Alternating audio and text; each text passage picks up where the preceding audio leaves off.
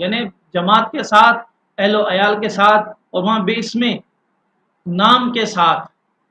ٹھیک ہے۔ اسم کے معنی بھی آپ کو پتہ ہے، یہ آگے میں بھی بتا رہا ہوں کہ اسم کے معنی نام کے آتے ہیں، تو عموماً ہم اردو زبان میں کہتے ہیں بھائی آپ کا اسم مبارک کیا ہے، آپ کا اسم شریف کیا ہے، تو یہ زبان میں جس طرح ہم استعمال کرتے ہیں سیم یہی صورت یہاں پر بھی ہوتی ہے، اردو میں بھی ہم اسی طریقے سے استعمال کرتے ہیں کہ اس کے معنی ہے کہ نام۔ اب پورا بسم کا معنی کیا ہو گیا کہ نام کے ساتھ، اب کس کے نام کے ساتھ وہ آگے آ رہا ہے، فی الحال بسم جو بسم ہے یہ اصل میں بے اسم تھا، پھر اس کو الگ ہٹا کر بسم پڑھ دیا گیا، تو اب نام کے ساتھ ہو گیا۔ اب دونوں چیزیں اردو میں استعمال ہوتی ہیں جیسے میں نے ابھی آپ کو بتا بھی دیا۔ اب اس کے بعد آگے ہے اللہ کا لفظ، بسم اللہ، اللہ کا لفظ آتا ہے، تو اب اگر سمپل ترجمہ کر دیا جائے بسم اللہ، اللہ کے نام کے ساتھ، اب اللہ کیا ہے اور کیا یہ بھی اردو میں استعمال ہوتا تھا یا ہوتا ہے؟ ایک تو سمپل ابھی ہم اللہ کو اللہ ہر جگہ پر استعمال کرتے ہیں، اب تو اللہ کی ذات کا نام ہے اور اللہ تبارک و تعالیٰ اردو میں بھی اسی طرح استعمال ہو رہا ہے، لیکن اللہ بھی تھوڑا سا اس میں ایک جو ابتدا اس کی کس طرح ہوئی اور آگے کیسے، یہ ہم تھوڑا بتانا چاہتے ہیں کہ اللہ اصل میں الہ تھا، تو الہ کے معنی میں یہ ہوتا ہے کہ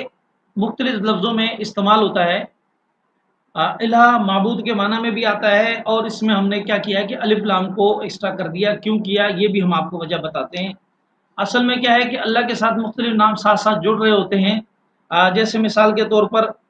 حضرت یعقوب علیہ السلام کا لقب تھا اسرائیل،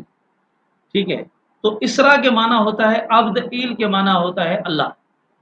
تو اسرائیل کہا گیا مطلب اس کے اللہ کے ساتھ جوڑ دیا گیا، اسرائیل یعنی اللہ کا بندہ،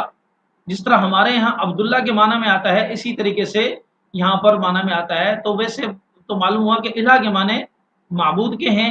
اور انگریز اب یہاں پر سوال پیدا ہوتا ہے کہ بھئی الف لام کیوں لگایا؟ وجہ یہ تھی الف لام لگانے کی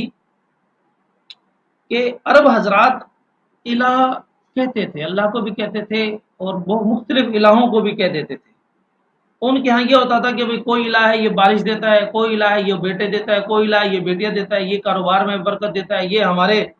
فلاں معاملے میں جو ہے وہ رزق کا معاملہ ہمارا سنبھال رہا ہوتا ہے۔ اللہ تبارک و تعالیٰ بھی الہ، اللہ کو بھی جس الہ کہتے تھے، تو اللہ حضور صلی اللہ علیہ وسلم نے اور اللہ تبارک و تعالیٰ نے جو حضور کے ذریعے تعلیمات دی، اس میں حضور صلی اللہ علیہ وسلم کو الہ کے ساتھ الف لام لگانے کا حکم فرما دیا کہ بھئی یہ الف لام اصل میں ایک جو نکرہ ہوتا ہے، انگلش میں بھی ہم جس طرح ایک نکرے کو، نکرہ مطلب ہے کہ کوئی خاص نہیں ہوتا، عموماً جس نام ہوتا ہے جیسے انسان ہو جاتا ہے،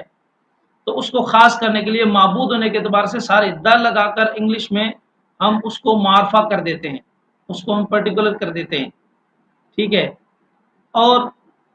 اب اس طرح کرنے کے بعد اسی طرح عربی زبان میں اس کو الف لام لگا دیتے ہیں، تو ایک تھا الہ، پھر اس میں ہم نے الف لام لگا دیا تو پھر یہ اللہ بن گیا۔ اب اللہ بن گیا، اس میں تھوڑی سی تبدیلی ہوئی، دیکھیں یہ الہ ہے،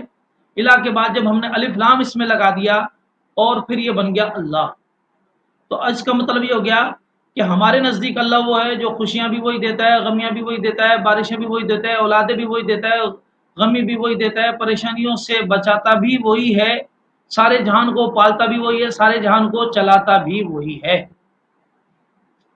تو لہٰذا اللہ تبارک و تعالیٰ کی ذات ہی سب سے اہم ہے۔ تو اب اللہ الف لام یہاں پر داخل کر دیا تو یہ بن گیا اللہ۔ اب ہم نے پڑھا بسم اللہ، اللہ کے نام کے ساتھ ہم شروع کرتے ہیں۔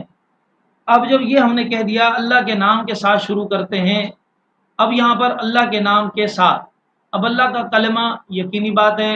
اردو میں استعمال ہوتا ہے، اسم کا لفظ اردو میں استعمال ہوتا ہے، با کا لفظ اردو میں استعمال ہوتا ہے،